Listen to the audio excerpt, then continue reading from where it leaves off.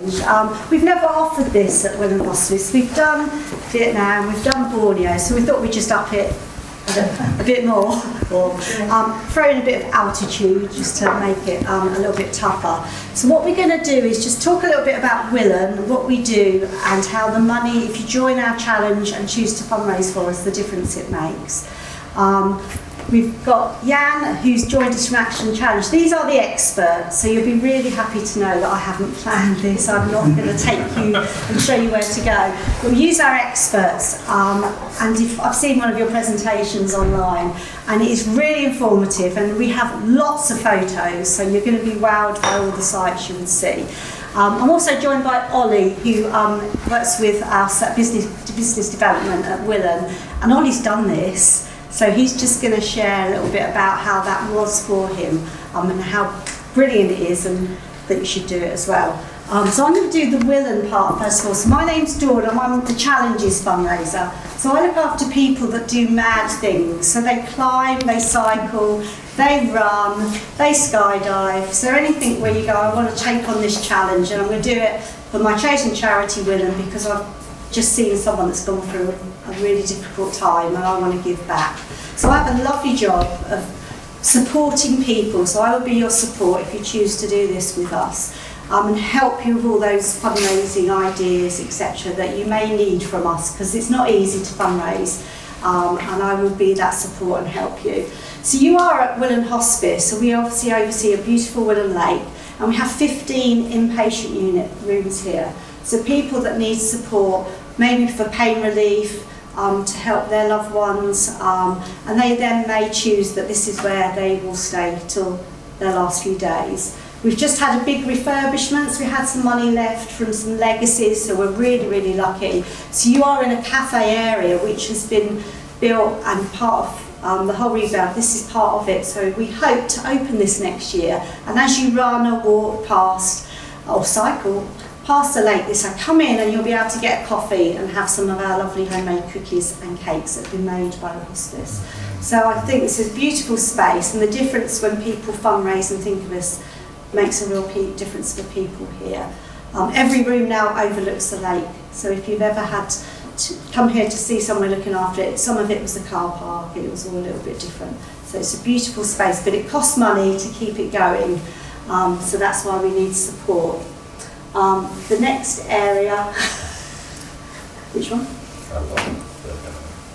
Right. Okay, so I've talked about the inpatient unit, and people think this is Willen Hospice, but we do so much more out in the community. So we have lots of different services that we offer 365 days of the year. And if nobody raised any money for us, we'd open on a Monday morning and we'd close at lunchtime on Tuesday. So we only get 20% of our funding from the government. So we don't want to just open 1.5 days, we want to be here every day. We have a team who work and go to see our patients and their families at home, and every day we have approximately 300 people that we're helping through different journeys that they're on, whether it's pain relief, support, and obviously depending how they are, the more frequently we'll go to see them. And some people choose to stay at home and to die at home, and our amazing Willen at Home nurses enable them to do that. So that wish is granted, so it can be the best it can be for them. And people don't know that we perhaps do that, so that is a real big area. We have some lovely nurses who talk about it's an honour to be part of people's journey and to make a difference so that they can have that brilliant care. We also like to obviously look after people, their well-being, so we offer Reiki and we offer massage, and people might want to have their nails done or their hair done. So we offer a lot of these holistic services here at Willen, and again that will just make people feel better, and we can also offer that at home. So we have lots of different ways that we help our patients and their families. Fundraising, so fundraising is fun, she says really quickly. So people often want something back. So if you're looking for ideas to fundraise, people love a quiz, they love bingo, they love cake sales. In exchange for that brilliant donation, some people quite like the idea that they'll win a game of bingo or there'll be the winning quiz too. So we have lots of support. We have obviously our resources, we have buckets, we have banners, We have Minnie Mouse. I thought we normally have Flo, but we've got Minnie Mouse here dressed in a Willen t-shirt. And the idea is any events that you put on for fundraising, tell us. If you do on social media, tag us in, and then we will reshare it so it will have a bigger reach for you. And if you need help because you're doing a raffle, then again I can give you information letters so you can go out to people to ask for raffle prizes. So please don't think you're on your own, and because you're local to us, we are very happy to meet up with you and go through ideas and support. And this is who we're looking after. So we look after people, and on behalf of our patients and families, if you do choose to take on this challenge, then the difference it makes is enormous. I'm going to hand over to Ollie, because Ollie has done this amazing challenge. Thank you, Dawn. So yeah, my name's Ollie. I'm one of the directors here at Willen Hospice. It's really important for me to thank everyone for coming this evening and hearing about Kilimanjaro. So I climbed Kilimanjaro 12 years ago. 11 or 12 years ago. And it is still easily one of the 2 or 3 things I can say I've achieved in my life. And it's easily one that doesn't involve children. Every time someone talks about Kilimanjaro, I see something on the TV, I meet someone who's climbed it, I have a memory, I remember the days I climbed Kilimanjaro with more clarity than any trip, any week of work, any other event I can remember. It is just spectacular, and you'll hear all about that. It is the bucket list item. It is the world's largest freestanding mountain, it's the world's largest volcano, it's the top of Africa, and it is completely unlike anything you can do elsewhere. And that's absolutely amazing. And when I met my partner, it was our first ever date was on a summer day. We went for a picnic and we were both wearing flip-flops. And I could see she'd got a tattoo of the outline of Kilimanjaro. And it was the first conversation we had. It was like, I assume you've climbed Kilimanjaro too. Otherwise it would be a very obscure tattoo.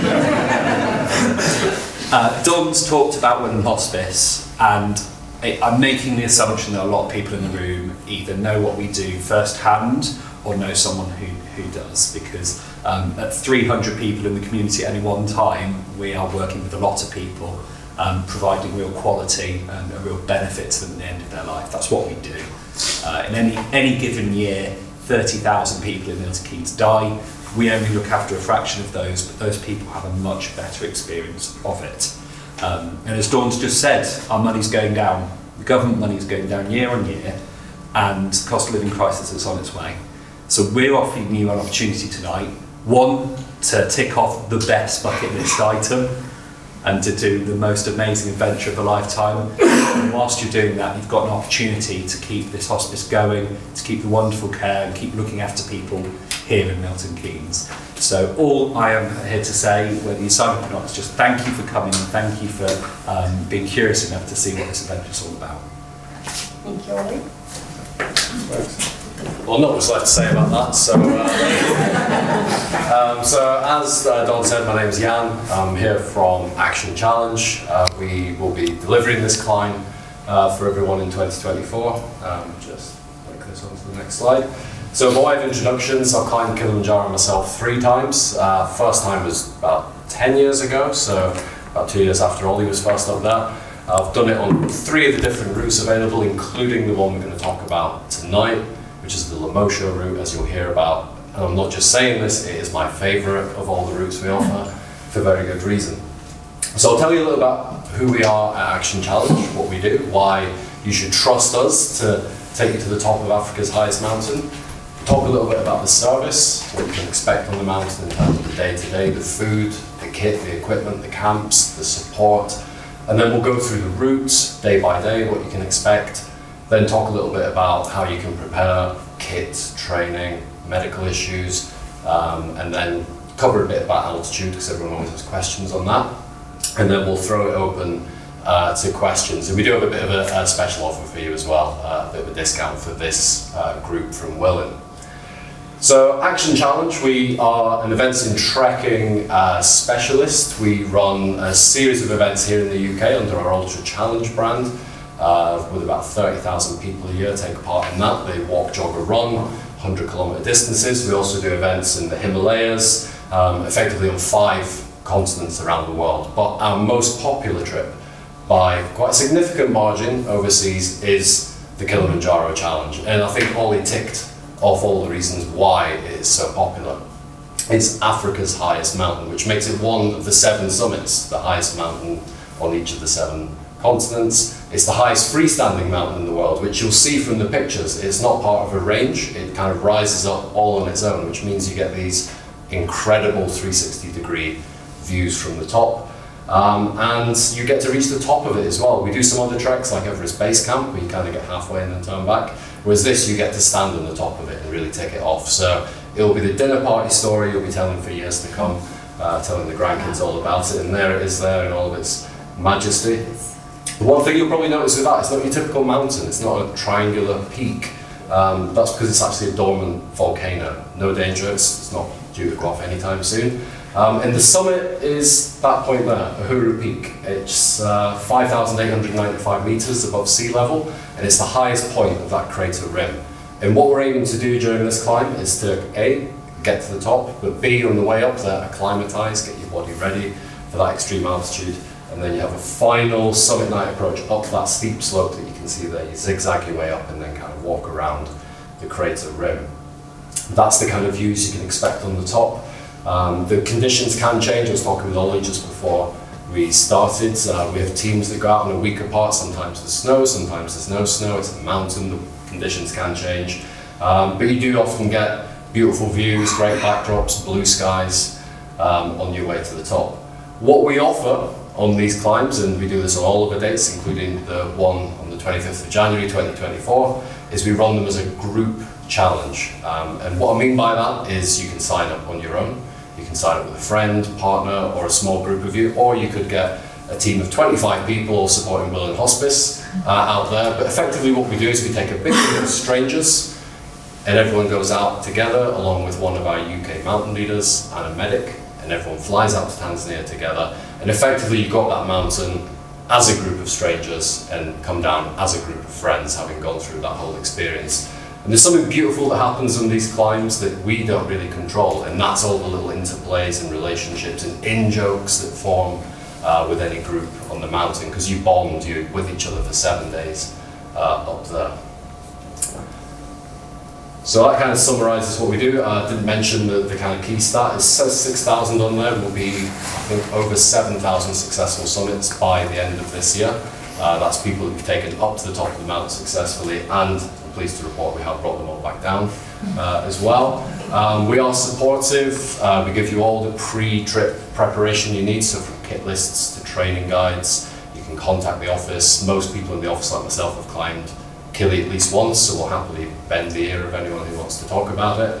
And we're really upfront with our pricing and costs, and I think we did mention the cost of living is coming into play now, so we do work hard to give really good value, give the best possible service we can at a price that is fair.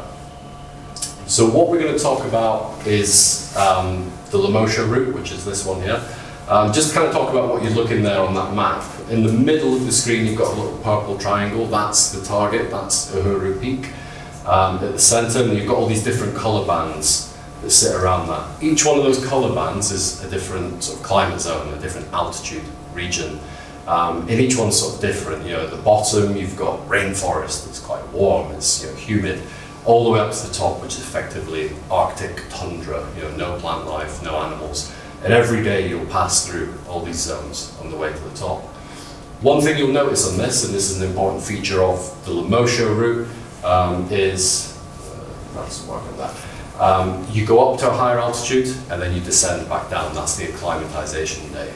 We'll talk about that in the itinerary. So you come in from the west, go around up to the top, and then descend out down to the south. And that's 7 days on the mountain. The trip itself is 11 days in total. It departs on a Thursday and lands back in the UK on a Sunday. So if you're looking to kind of minimise the time off work, that works quite well. And most of the flights we use, we fly with Qatar Airways mostly. They have a sort of 10 p.m. departure on the Thursday. So Friday and then all of the next week off work, so 6 days annual leave to pack in the Kilimanjaro trip. And it's really scenic, this route, and it includes 3 of what I consider to be the top highlights of any Kili climb. And I'll tell you about those as we go through. So this is it, we're taking our first steps. Obviously tonight you are taking your first steps towards Kili, but you will actually set off 25th of January 2024, that's the big day. You'll turn up at the airport, your bags are packed, you've probably packed and repacked them several times over the weeks leading up to it. You spent all of Christmas and New Year telling people about what you were going to do to go off and climb Kilimanjaro. They're like, yeah, just come on. But you're finally there. You get to the airport, you meet your team, you say hello, what's your name, you introduce yourself. You see somebody like me wearing a sort of bright red t-shirt, that's your mountain leader. You've got a medic there as well who's there to support you. Introductions are done, you're on the plane, and you fly out to Tanzania. When you land, there's a bus waiting for you, and it drives you to a town called Moshi. Moshi's this little sort of sleepy coffee town that sits in the foothills of Kilimanjaro, and the view from pretty much anywhere in the town is just dominated by the summit of Kilimanjaro. It looms up above the clouds. Sometimes you have to crane your neck to kind of see it, you know, peering out of the clouds looking down at you. So you'll get to the hotel, you check in, there'll be a dinner and a briefing with your head local guide, because we use a fantastic local crew on these climbs as well. We do a kit check, make sure everyone's got all of their stuff, and then we have dinner, and then it's off to bed, because the next day we're up at 6 a.m. and we take our first steps onto the mountain. We drive to Londrossi Gate, which is the entrance to the national park. And here you do something really special. I always tell this to groups when you go in. There's a big book that sits at the entrance to that national park. It's managed by the Tanzanian government, so they want to monitor who comes in and out. They weigh all the bags on the way in, they weigh all the bags on the way out to make sure no one's littering. And they run it really well. You know, the state of the footpaths, the camps, everything's very well managed. But when you get to that gate, there's a big book sits on a desk at the hut, and effectively you will sign in to the history books, because you'll fill in that book, you'll give them your name, your nationality, where you're from, and effectively what you're doing is saying, I'm going to try to climb your mountain. You meet the local team, you hand over your bags. The way it works on the mountain is a local crew of porters. They'll carry your main bag, your big duffel bag, to camp every day for you, so it's waiting for you when you arrive. You'll carry your new day pack, probably smaller than this. A backpack that is about 5-6 kilos. That's got your water for the day, your waterproofs, sun cream, snacks, camera, whatever you need access to during the day. And to give you an idea of the scale of these operations, for every one of you on the climb, there'll be approximately 2.5 to 3 local crew working behind the scenes to make the climb a success. So this is the porters who carry the bags, it's the camp crew who set up the tents, it's the cooks and chefs and assistants who cook the meals in camp every day, it's the guides and the assistant guides, and everyone who just works to make sure this is a well-oiled machine. And they're a fantastic bunch, you know, Ollie will probably testify to this. The local crew are tremendous. They will want to learn a bit of English from you, learn some phrases, they'll teach you some Swahili. There's a song, that's the Kilimanjaro song, that name checks all the different camps on the mountain. You will not know it on day one, but you will be humming it for years to come when you come down. So tip number 1, take the time to get to know your local crew, all the porters and guides. They're fantastic. A lot of them are students, so they take time out in the summer or in academic holidays. They'll work a few months in the mountain, they go back to fund their studies. And a lot of the head guys, it's a really good career for them out in Tanzania as well, and they're very, very well paid in terms of the local economy. So after the pleasantries are done, you've got to know the local crew. They will race off ahead to get the camp ready for your arrival, and you'll set foot into the jungle, into the Limosho Glades. Now, one thing you'll notice from this picture, everyone's wearing shorts, short sleeves. That's because you're going into a rainforest on this first day of trekking. So expect temperatures in the 20s, perhaps even 30s on this first day. It's going to be hot, it's going to be humid, you're going to be walking through the canopy of trees, so you're not going to see much of the mountain on this first day. It's quite shy, it's hidden behind the foliage, but you will hear the noises of the rainforest. So there's insects, there's birds, there's monkeys in the trees. You'll sometimes spot a blue monkey peering down at you from the branches above. And it's quite overwhelming, it's a sensory overload for your first day on the mountain. So you will be relieved eventually after about sort of 6 hours of walking to reach camp where the tents will be set up and dinner will be cooking. As you'll see from this picture, there's a water bucket in the middle there, so that's helped to kind of freshen up with a bit of a wash when you get into camp. And if you see that tent on the left, it's got a tag on it. That's because all the tents are allocated. So your bag will be in your tent when you arrive, ready for you to kind of get your stuff out and relax for a moment or two before we head to the mess tent, where you can grab a cup of tea, coffee, some biscuits, and just relax before dinner. And that's a great communal area each night in camp. You'll get there, and the mess tent is almost like the focal hub for everyone when they arrive. You know, you can kind of take your walking boots on, put on a pair of trainers, have a cup of hot chocolate and relax. And that's the social hub of the climb, and that organic connection between the teams that I mentioned at the start, that's kind of where it happens in the mess tent, because that's where you kind of sit and say, where you're from, what do you do? You'll start to kind of form those little in-jokes, tell stories about what happened on the trail that day. Or did you see that monkey? Thought he was going to chase me. And also, like, from there you get some nice views. You do get some sort of glimpses of the mountain from camp, but not too many. And then that night you'll settle into your tent for your first night camping on the mountain. And if you've not camped much, this can be an overwhelming experience, because you've been building this up in your tent. Suddenly you're in your sleeping bag, you're on your sleeping mat in the tent, and you've just got this thin layer of canvas that separates you from the jungle out there. And all those noises of the jungle I mentioned at the start, the monkeys, the insects, the birds, they don't have a noise curfew. They just keep going all night long. So you'll hear just something crash through the trees in the distance, or some monkey shrieking. So I do recommend bringing a pair of headphones or earplugs for that. And also, if you are sharing a tent, somebody might snore. So it's always worth it. But hopefully you will get a good night's sleep on this first night, because we do have a big day of trekking on day 2. We walk about 17 kilometers on this day. And you'll see this landscape's totally different. We've left the rainforest behind now. We've climbed up, we're out of the rainforest, and we're entering or climbing onto an area known as the Shira Plateau, which is this big shelf of rock that sits on the western side of Kilimanjaro. And we're going to finish today at 3,900 meters above sea level as well, so we've gained about 800 meters on this day of climbing. And our target for this day is Shira Camp, which is here. You'll notice that hut in the background. Each of the camps there's a hut, and I mentioned the book that you sign into at the start. Well, at every camp you sign in to that camp to kind of, you know, monitor, I'm still going to climb your mountain, don't worry. And then you settle into your tent. Shira Camp for me, I mentioned there's 3 highlights, 3 top sort of spots on Kilimanjaro in my personal opinion. Other people might have different ideas. But Shira Camp's number 1 on that list for me. And there's a really specific reason why I think Shira Camp's one of the best places on Kili. And that's to do with the location of it. It sits on the western edge of Kilimanjaro, and it's on this kind of shelf, so it sort of drops right off to the western side of the camp. You're at 3,900 meters, so it means you're sitting above the clouds as well. So if the conditions are right, you can look out to the west, and all you'll see is a sea of clouds, and then Mount Meru, which is Tanzania's 2nd highest mountain, Africa's 4th highest mountain, about 50 miles off to the west, just like an island in amongst the clouds. But what I recommend you do on this day, get a cup of hot chocolate, sit down, find a rock, take a chair out and just watch the sunset. Because you're above the clouds, it faces out to the west, which means as the sun sets, it goes below the clouds and starts to light them up from underneath. So you can sit and watch these clouds just change colour from white to grey to orange to pink. And it really is fantastic just to sit there and watch it. I'm not alone in that, actually. National Geographic named it in their top 10 places to watch a sunset. I think it was actually the top 10 most romantic places, but romance was far from my mind. I did not get a shower for 2 days.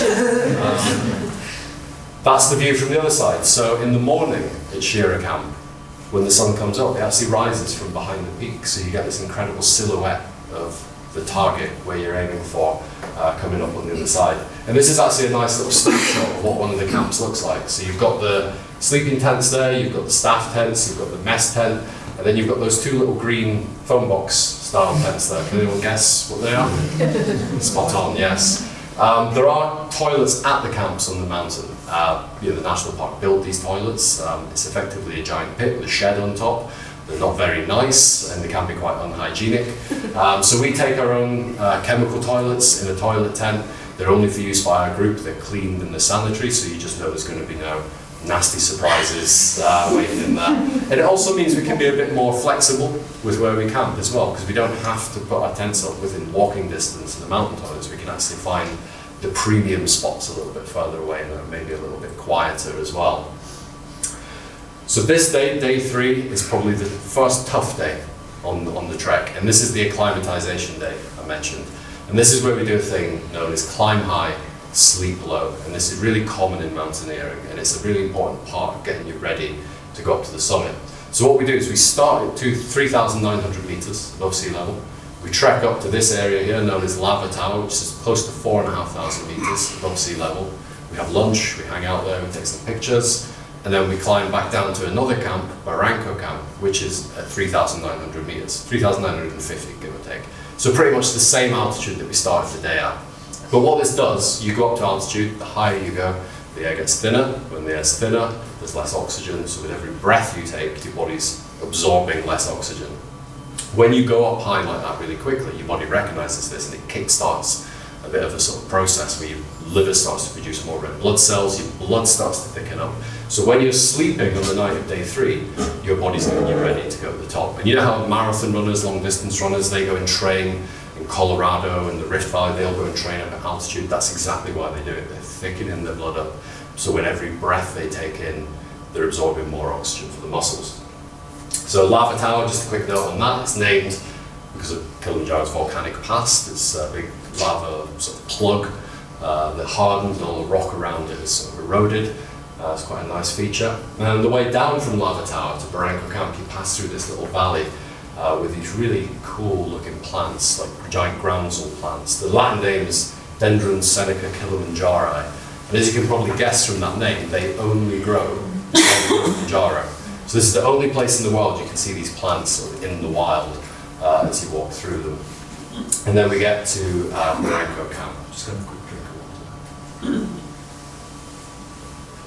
So Barranco Camp, like I said, 3,900 meters. It's sort of on the southwest slopes of Kili, down what's known as the Western Breach, which is like a V-shaped notch in the crater rim. This is hotspot number 2 on Kili for me. This is my second favourite place I'm going to tell you about. And again, it's down to the geography of where it sits. So you're kind of on the southwestern slope of Kili. What makes it great is when the sun goes down, so after sunset, you can actually look down on Moshi town, which is the town that we spent our first night in Tanzania. You can probably try and spot where the hotel is down there. You can see the lights of cars as they drive up and down the road.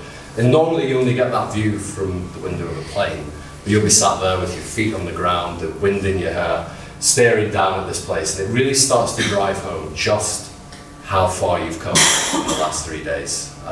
You've still got a long way to go, about 2,000 meters vertically up, but you're getting close. You know you're getting close. The other good thing about this camp, and you can kind of see in the top half of this picture, if you look away from Moshi, there's not much in the way of light pollution.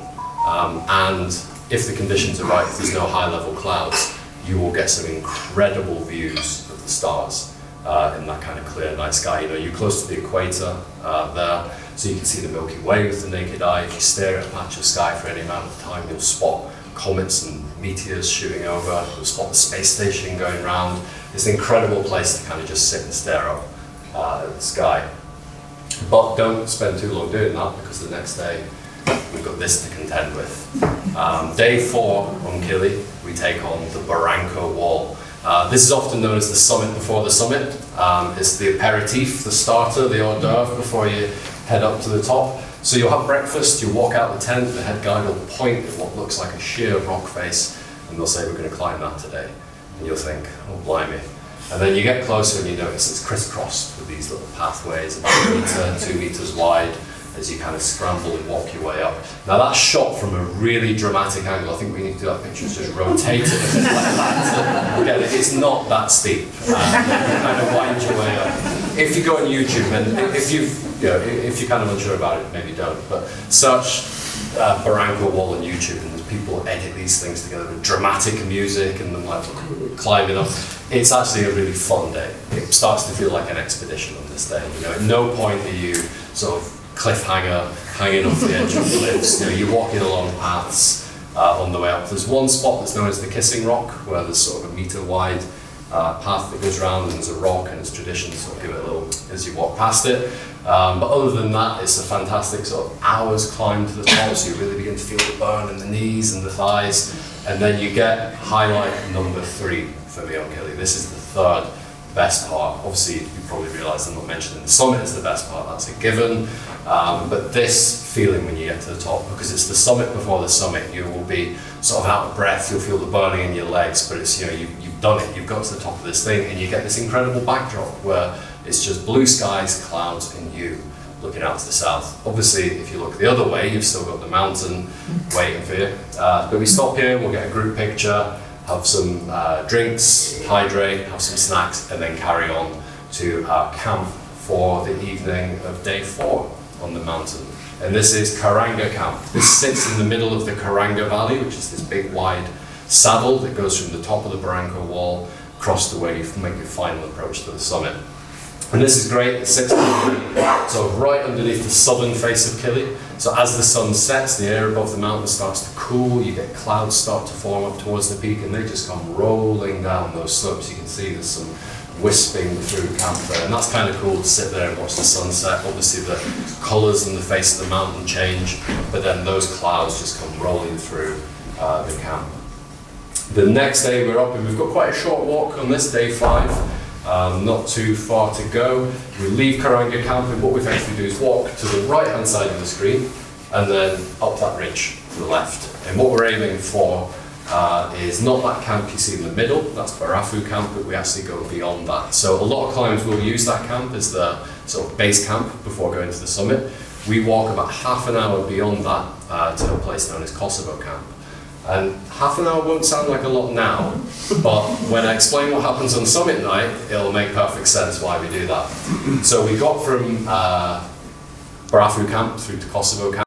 There'll be dinner in the mess tent. We normally get there about 4 or 5 o'clock, so we have a really early dinner on this day, and then everyone is sent to bed as early as we can. And you'll be wrapped up warm, you'll have your sleeping bag, down jacket, fleece, all your warm clothes on, and we wake up at about midnight. So sort of, you'll set your alarms, or the head guide will come round and wake everyone up around midnight, and we gather in the mess tent for the final push to the summit.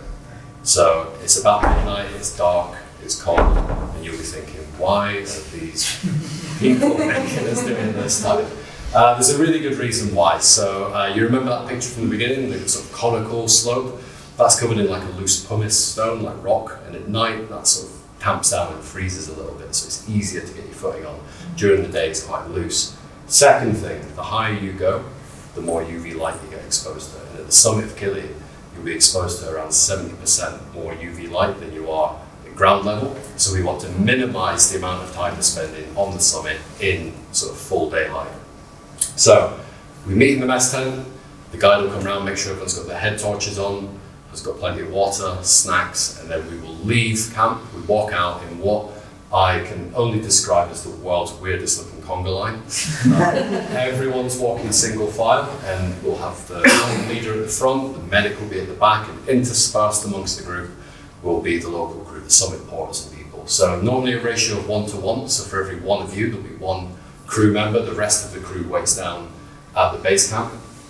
And the pace we follow feels ridiculous to do it at sea level, but when you're out there you will feel like you're sprinting. It's literally 1 foot in front of the other like this, and you'll have the local crew that we're shouting pole pole, which is Swahili for slowly slowly, and this is all about managing your pace. You know, it's a marathon, not a sprint. It's about getting to the summit, not getting there first.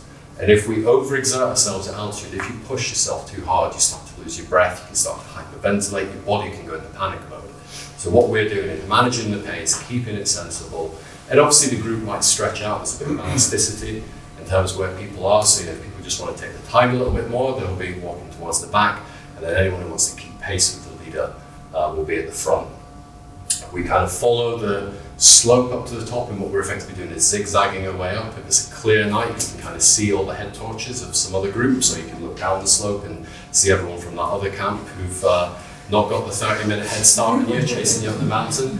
But really this night is the toughest part of the challenge. This is the hardest part of the whole climb. It's why we call it the Kilimanjaro challenge, not the Kilimanjaro picnic.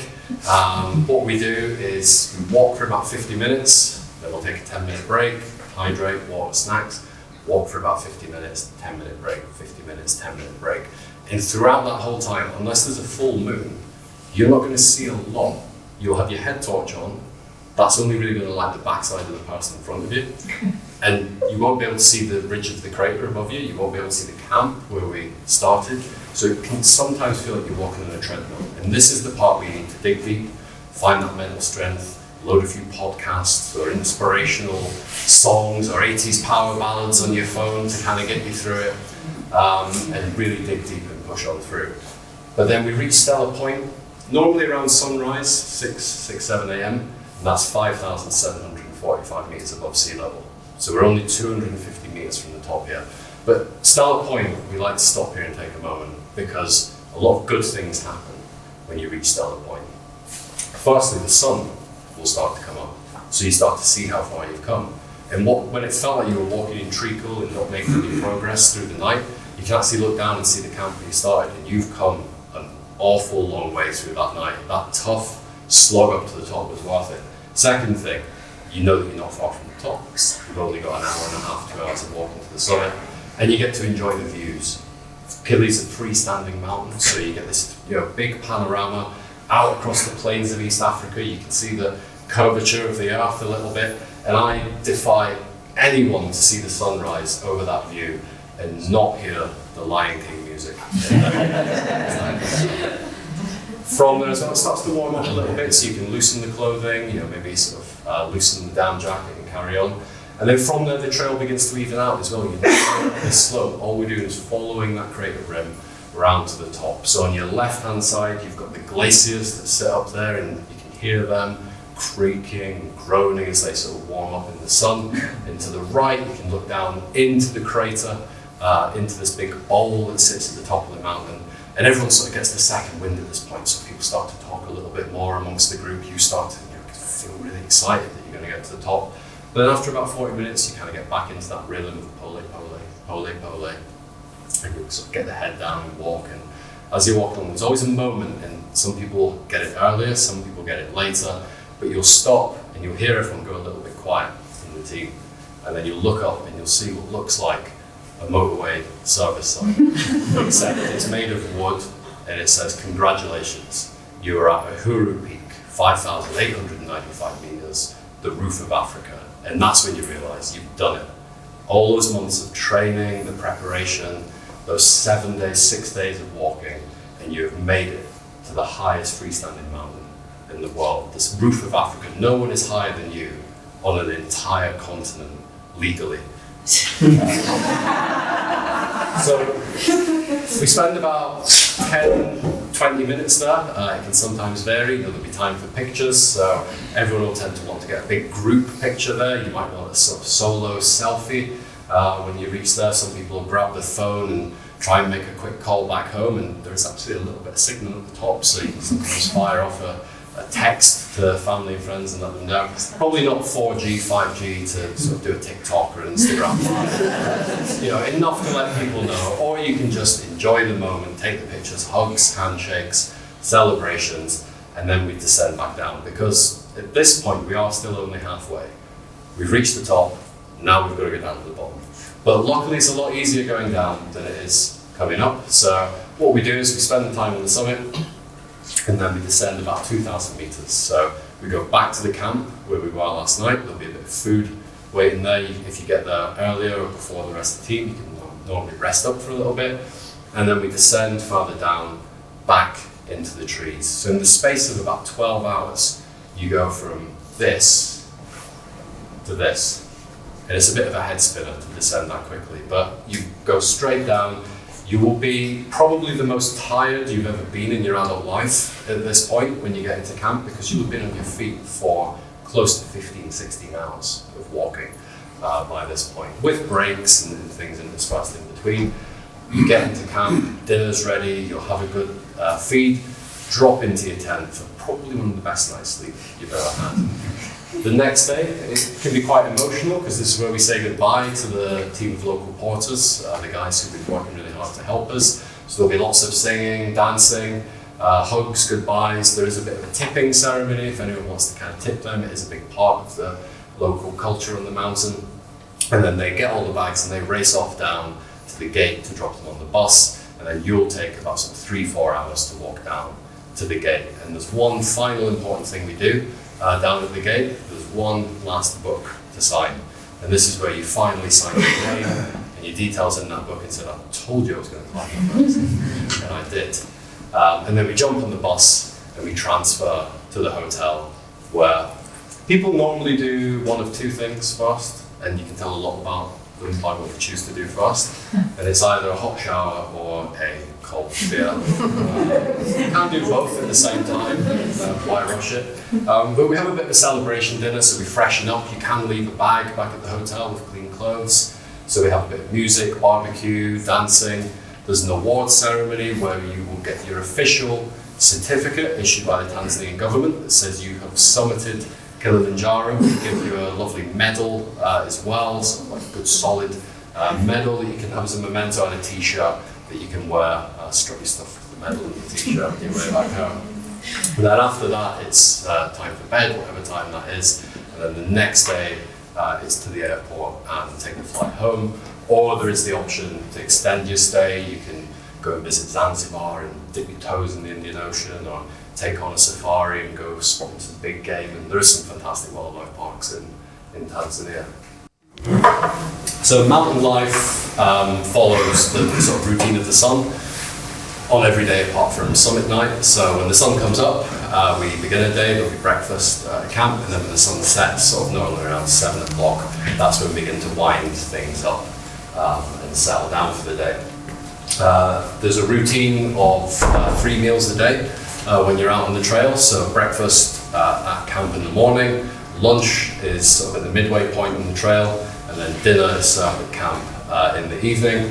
And this kind of gives you an idea of the setup. That's the mess tent, so one big table down the middle, and then seats down either side with all the food in the middle. And there's always a good supply of fresh drinking water at camp in the morning, at lunch in the afternoon, and in the evening, so you can always make sure your bottles are topped up. And then also hot water, teas, coffees, hot chocolate, and so on as well. On the menu for breakfast, you can typically expect things like porridge. A lot of people say they can't face another bowl of porridge when they come home, but it is probably one of the best things you can eat when you're out there. Drop some honey and peanut butter in it. There'll be toast, there will be, like, let's say, honey, jam, peanut butter, eggs, bacon, sausages, fresh fruit juices, teas, coffees. Effectively anything that's high carb, high protein, high calorie. When you're at sea level, you want to be eating about 2,500 calories a day normally. You want to add about another 1,000 or 1,500 calories on top of that while you're on the mountain, because when you're at altitude, your body burns through calories so much faster, so you need to kind of fuel what you're doing. Luckily, the food you get is actually very, very good. They're not going to win any Michelin stars, but it's always surprising. People always say they're surprised by the quality of their food when they're out there. I've seen these guys knock up fish and chips at 4,500 meters above sea level, so they can work miracles with a little gas stove in a tent that's floating about in the wind incredibly well. Lunch, typically soup to start, and then some pasta, salad, some kind of protein, beans, fish, chicken, and then dinner, again, some soup, and then something quite substantial like a stew, your fish and chips, or some kind of more Tanzanian favourites. If you've got any dietary requirements, so vegetarian, vegan, halal, kosher, gluten-free, let us know when you sign up. We can always sort of adjust the menu, make sure that there is a menu that suits your needs as well. At camp, obviously we've talked about the facilities, the toilet tents. The tents themselves, where you'll be sleeping, our standard package is twin sharing, so you'll be allocated a room at the hotel and a tent to share with, and you can nominate someone if you sign up with a friend, or we match people up, sort of same sort of age, same gender, to share a tent. Or you can opt for a single supplement, either just the tent or the tent at the hotel, if you want a bit more space to stretch out, or you go in with a mate that you know for a fact that they snore. We also give you a nice thick air mattress in the tent, so you don't need to bring that yourself, you just need to bring a sleeping bag. So you're going to get a good night's sleep there. We kind of make sure it's a nice quiet camp. We pick some good spots to pitch those tents up as well. Note on mountain safety. So I've mentioned we've got the UK qualified mountain leader, a medic who carries a full expedition medical kit, and that's got everything in there: lotions, potions, bandages, ointments, blister plasters is the most common thing that they'll dispense. But when you reach camp every day, the medic tends to sort of put a sort of sign on their tent and just kind of mark it off so you know which tent's theirs, and they run like a drop-in session. So if you've got anything you do want to speak to the doctor on the trip about, you can drop in and see them and just kind of chat through anything. And otherwise they'll be sort of proactively monitoring the team as well. So they take blood O2 readings, just a little thing that they've got on the finger. They don't sort of prick your finger, it's just a sort of SATS monitor.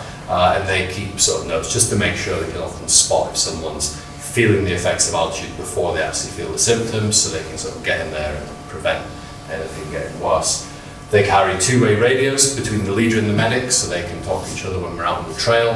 They've got satellite communication devices, and there is phone signal on the mountain as well, so we do get sort of WhatsApp pictures back from the teams that are out there. And all the local crew, the guides, the assistant guides, they're all wilderness first aid trained as well. So you're in really good hands in terms of safety and managing the group around the mountain.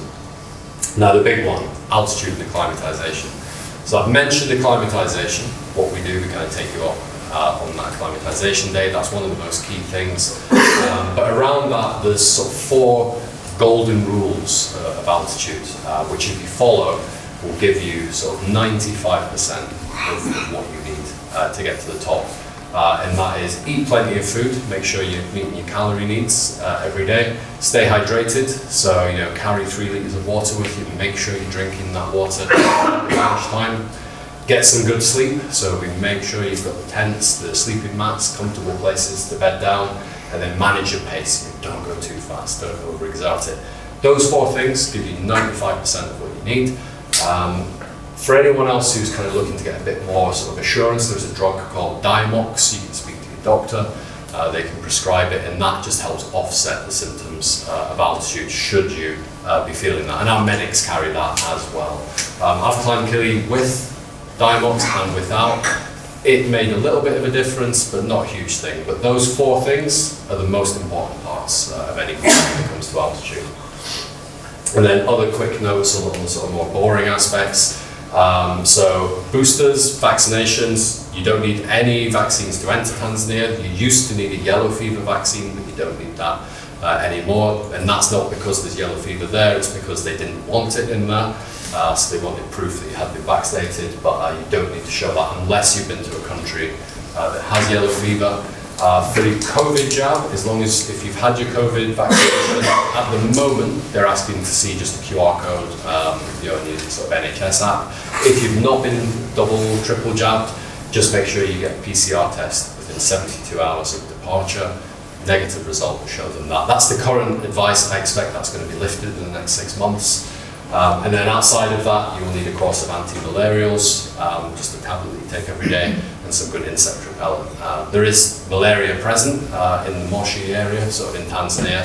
When you're on the mountain, it's not a problem. The little wings, the mosquito wings can't fly up that high. But certainly on your 2 days either side in the hotel, just some good insect repellent and a course of anti-malarials. You'll need insurance, and you will need a visa for Tanzania. That costs £40. You apply online. It's really simple to get that done. On the preparation, there's a lot you can do to prepare, but the main question that people always want to ask on this one is how fit do I need to be to climb Kilimanjaro? And on that note, I would say, almost like how long is a piece of string? Everyone comes into this from a different level. We've had ultra marathon runners, we've had people who've never done anything like this in the past, all take this on, and guess what? They all make it to the top. The benchmark for fitness, if you want to kind of gauge where you need to be, is can you put a backpack on your back that weighs about 4 or 5 kilos? Can you walk for about 6 hours up and down some hills? And could you get up the next day and do it again? Because that's all you do on Kilimanjaro. You wake up, you put your shoes on, and you walk for about 6 or 7 hours up some hills. That's literally it. So the best training you can do for Kilimanjaro is to do what you'll do on the mountain. Get the bag on, go out there and walk. Yeah, you can go to the gym, you can be on the treadmill, the exercise bike, you can lift a load of weights. That's great, it's going to help with your general fitness. But work your muscles in the way you'll use them on the mountain, and you will be be in the best position to reach the top. So that's it. Walk for about 6-7 hours a day, carry the backpack, and do that for multiple days in a row, because that's all you do on the mountain. And if you want a success story of what's possible, in 2018, I got an email, and it was from a London cab driver, and I'm going to quote his words, not mine. He said, "We're a group of cabbies, fat cabbies, and when I say fat, I mean really fat. They came into the office and the floor shook when they walked through. The big group of cabbies, they sit on the backsides all day, driving around. They self-acknowledged that the diet wasn't great, they didn't exercise a lot, and they said, you know what, we want to lose some weight, we want to get fit, and we want to raise some money for charity." So we put a training plan together with them. We worked, they got British military fitness involved, they kind of got a sort of full training plan together. They raised 18 grand for the taxi charity, and they went out there and they made it to the summit of Kilimanjaro. Between those three guys at the front, they lost 20 stone collectively between them before they went out. Now that's an extreme case of what's possible, but it just goes to show that, you know, nothing's going to stop people getting to the top. We've taken people with pre-existing medical conditions, we've taken multiple, you know, double and below the knee amputees up to the top. One guy who was quite impressive, he got to the top, and there's a picture of him doing the splits at the summit. We actually took a guy who held the world record for being the oldest person at the summit of Kilimanjaro, a guy called George Salt, and he was 84 when he made it to the top. And then 4 months later, a Russian woman who was a week older than him beat his record. But for 4 months, we were there with him.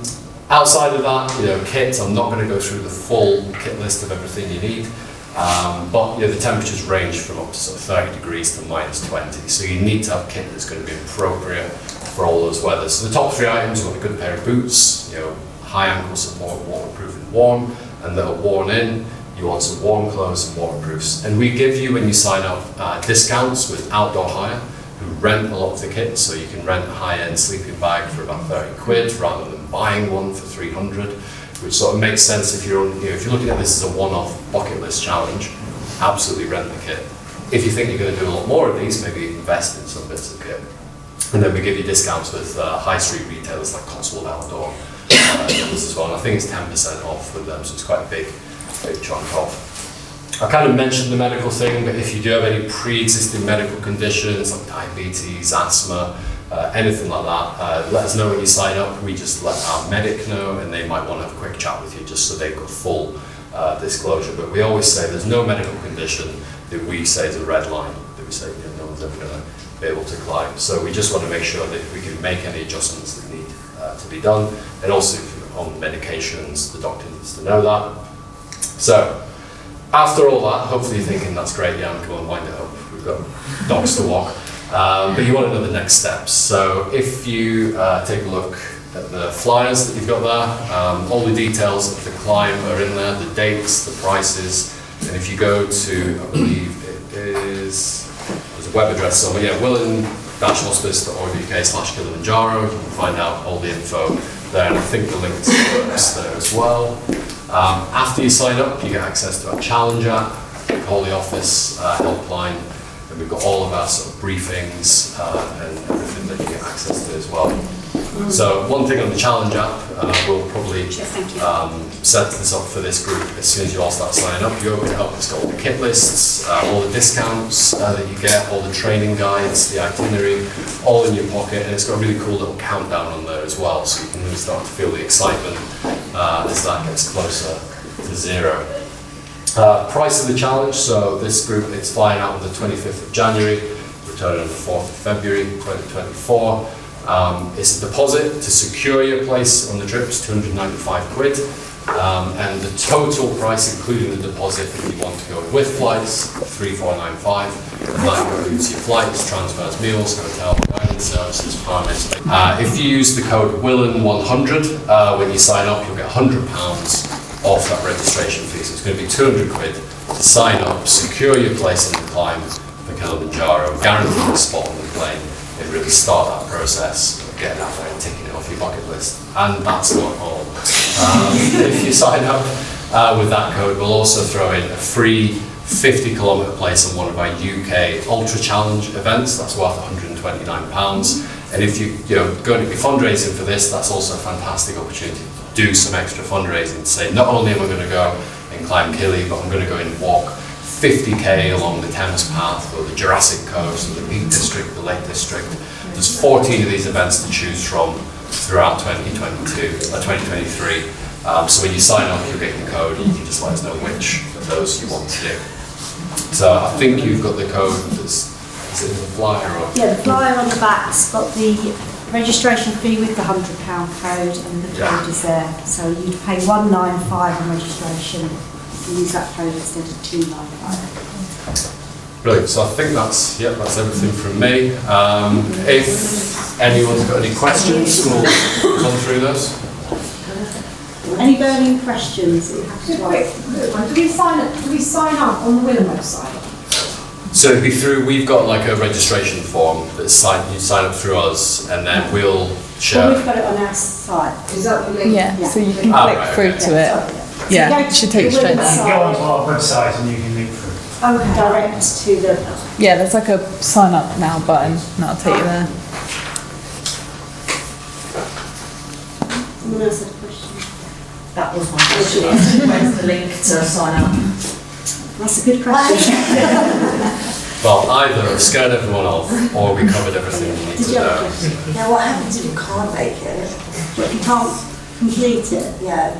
So it's a good question. I guess one thing I didn't mention in there actually, so the bigger point of like success rates and how many people make it.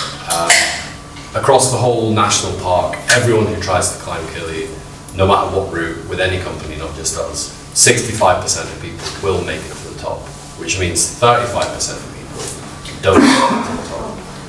On our climbs, with all the support we give you with the food, the provisions of water, the camping equipment, the support from the guides, and all the pre-trip preparation, our success rate is better than 95% on our climbs. So it means less than 1 in 20 people don't make it to the top.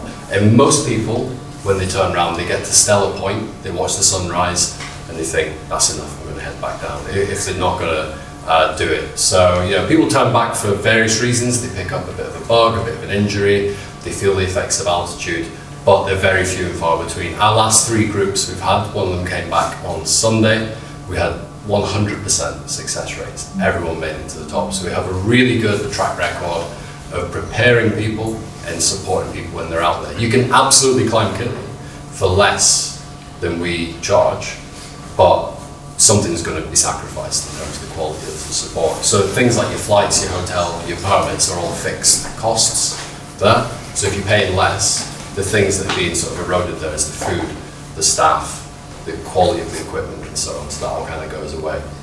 So if at any point you do need to turn around, if you think you pick up an illness or a bug or an injury and you turn around, one of the crew or 2 of the crew will accompany people down, and we'll get to where we can get a vehicle up there and you're back to the hotel where you can wait for the team to come down. So we don't just kind of say, well, off you go. But it happens really rarely, really rarely. We're really happy with the level of success that we've got on the mountain, and I think there's a reason why people will come and climb with us. It's because if you're going all that way, you're going to fundraise all that money, invest all that time into going, then you might as well do it to give yourself the best chance of reaching the top. What's the biggest number of people you'll take up in one? So it's almost like modular the way we do it. So we tend to cap groups off at 25 in terms of like one operational team.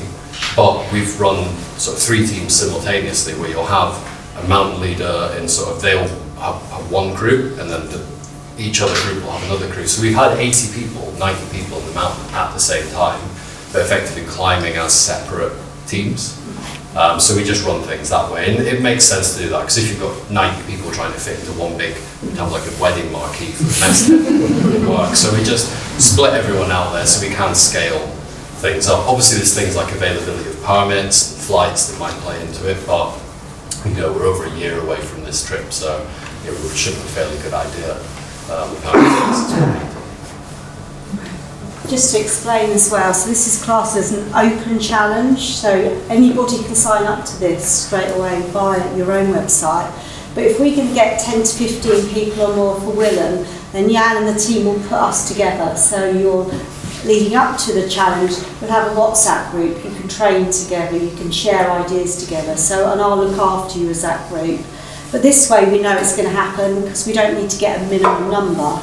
Whoever signs up will do this, and the more we can get doing it with Willen's support, the better it is for the charity, and you're helping obviously what we've spoke about.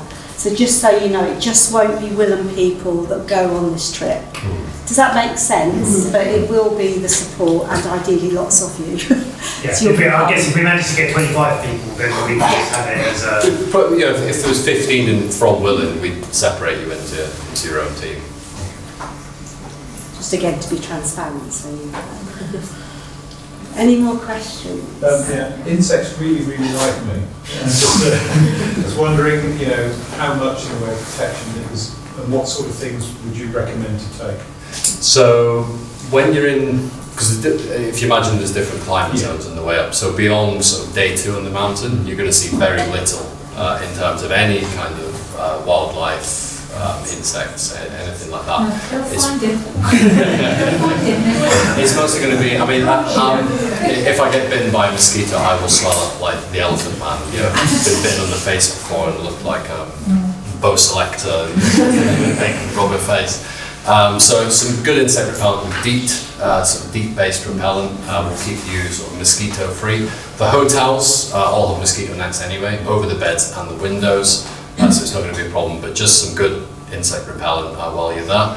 On the mountain itself, so you don't need to worry about like, cockroaches or scorpions or any of that, you know, it's just really the mosquitoes and flies sort of on the first day on the mountain, and then your time in Moshi as well.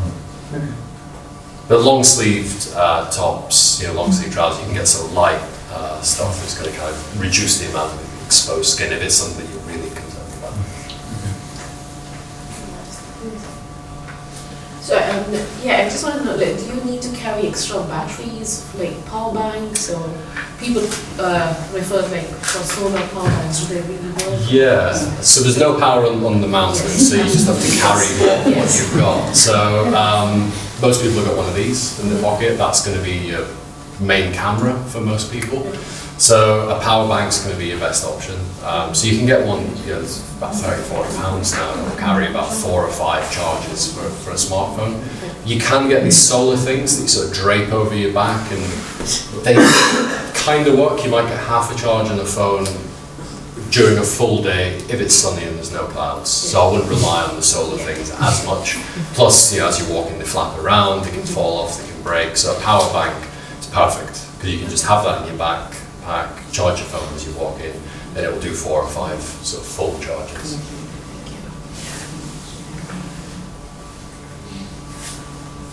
Okay. So, sorry, when we register, do we have to make the full payment? I will most probably go for the self-funding one. So, do we have to pay in chunks, or do you have to pay the full amount when we register? How does that work? So you pay the deposit, secure the place on the trip, and then we would send out sort of a final balance invoice 10 weeks or 12 weeks before you go, and that's due 10 weeks before you go. So you could pay installments between then, or you could just wait till the end. It's entirely up to you. And then the benefit of doing that, if you do the self-funding, is 100% what you fundraise for Willen is a donation for Willen. But then if you do the fundraising model as well, it kind of brings the cost down for you, but then it means you're willing to get the split on that fundraising as well. Yeah, sure. So it's win-win for both. And regarding travel insurance, do we need to sort our own, or do we get like a group discount or something when we all register together? So there's a company called Campbell Irvine that we use for all the outdoor policy with them, for all of our staff. We're covered, and they're sort of specialists for outdoor travel. And when you sign up, we give you, I think there's a discount code. You can use it as a number. You call it, and you say you're with Action Challenge. But we just register individually, right? Yeah. So you can do, I think, individual policies. You can get group policies or couples policies, but I don't think there's much saving on that. It's more like the admin of the policies, a bit easier that way. But there's a few different companies that offer it, and you just need to make sure that any policy you've got covers you for trekking up to 6,000 meters. Yeah. So if you've got like a free travel insurance with your credit card or with your bank, that generally won't cover you for Kili, so you might need to just call them up and they might add it on for an extra 30 quid to cover you for the trip.